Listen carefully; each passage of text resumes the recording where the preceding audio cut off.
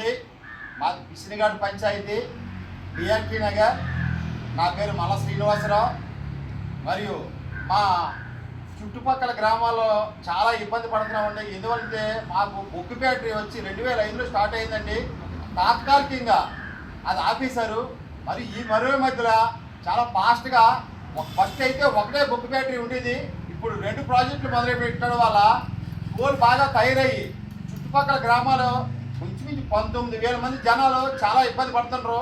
దానికి కాస్తంత దూరంలో సృజలా సమంతి ఉంది. అది 24 మండలాలకు వెళ్తుంది ఆ వాటరు. దానివల్ల కూడా మా గ్రామంతో పాటు పక్కన గ్రామాలు కూడా ఆ వాటర్ తాగడం వల్ల చాలా తెలియకుండా అలా అనారోగ్యాలు పాలవుతారు. దానివల్ల ప్రస్తుతం మేము చాలా ఇబ్బంది పడుతున్నాం. ఈ చుట్టుపక్కల గ్రామాలు ఒకటి బిఆర్టీ నగర్, రామాపురం, కృష్ణాపురం, రామభద్రపురం, టిట్కోయిలు, సుబ్రహ్మణ్య కాలనీ, అచ్చిపేట, సుందరీపేట, ఈ అన్ని గ్రామాల ప్రజలు చాలా సఫర్ అవుతున్నారు.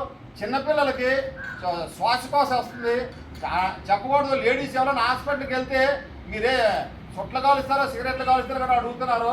కాదు మీకు దగ్గరలో ఏదైనా ఫ్యాక్టరీ ఉందా, ఏమైనా ఉందా అని అడుగుతుంటారు. పొల్యూషన్ వల్ల మీరు ఇబ్బంది పడుతున్నారని చెప్తున్నారు. దీని గురించి మొన్న ధర్నా చేయడం జరిగింది.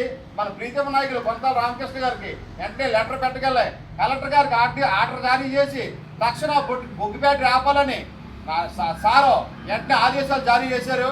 ఆదేశాల ప్రకారం వెంటనే బొగ్గు ఫ్యాక్టరీ కూడా ఆపడం జరిగింది.